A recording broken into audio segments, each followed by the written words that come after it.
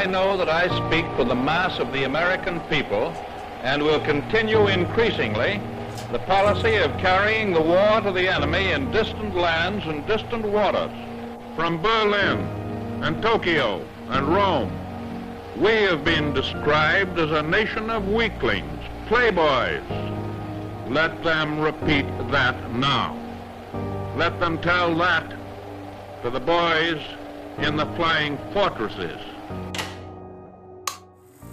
For 75 years, we have repaired aircraft and supplied armies. We have flown bombers, created air bridges, and maintained an arsenal of intercontinental ballistic missiles and supported contingencies around the world. Today, Fairchild Air Force Base is the backbone of the Air Force's air refueling fleet, a center of excellence dedicated to delivering fuel whenever it's needed, anywhere in the world. But none of this is possible without the support of our community partners in the Spokane region. Join us as we commemorate 75 years of our partnership. Together, we are Team Fairchild. The War Department first recognized Spokane's strategic value in 1941. The town's distance from the coast and the nearby Cascade Mountain Range provided a natural barrier against a possible Japanese attack. Citizens and businesses from the Spokane area convinced the War Department that this was the right location to build. And in January 1942, construction began on what would one day be Fairchild Air Force Base. Spokane Air Depot was officially activated March 1, 1942. It repaired more than 1,200 damaged aircraft returning from the war in the Pacific.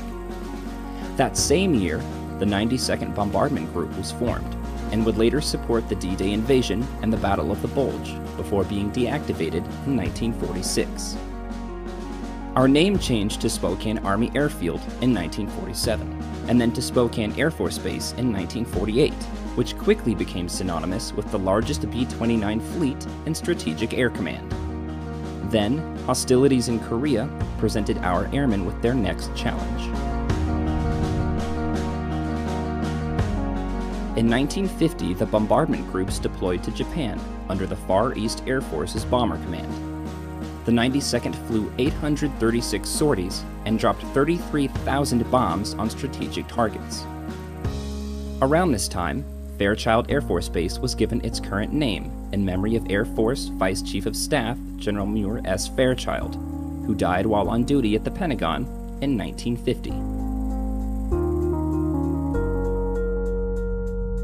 In 1958, the world saw another advancement in warfare: satellites.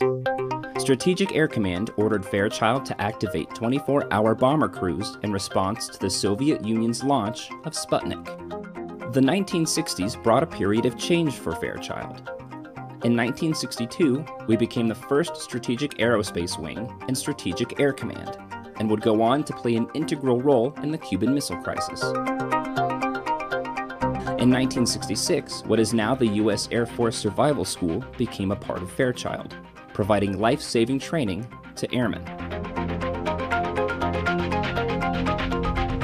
As American involvement escalated in Vietnam, so did the demand for air refueling and aerial bombardment. From 1964 until 1975, Fairchild supported Operations Linebacker 1 and 2.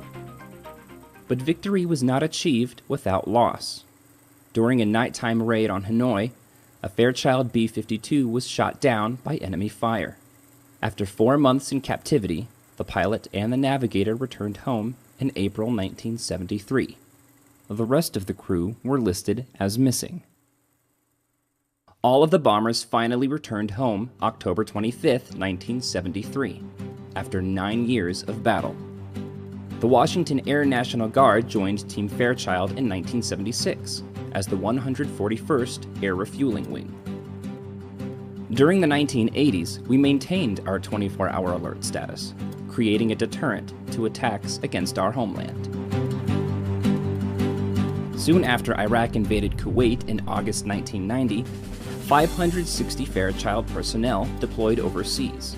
While there, the the 43rd and 92nd Air Refueling Squadrons flew 721 sorties, logging more than 4,000 hours and offloading 22.5 million pounds of fuel. The B-52s flew 5 combat missions. In December 1993, Fairchild's 47-year bombardment mission came to an end, and the 92nd Air Refueling Wing was born. The air refueling mission would continue throughout the 90s and well into the global war on terror and beyond. After 9/11, Fairchild crews kept 24-hour ground alert and supported Operations Enduring Freedom, Iraqi Freedom, and New Dawn. Our air refueling wings continue to support other contingencies around the world, including Operations Inherent Resolve and Noble Eagle. Fairchild Air Force Base has been integral to our national defense strategy, and we will continue to meet and overcome challenges and preserve our legacy of excellence by providing responsive, precise air refueling and operational support for many years to come.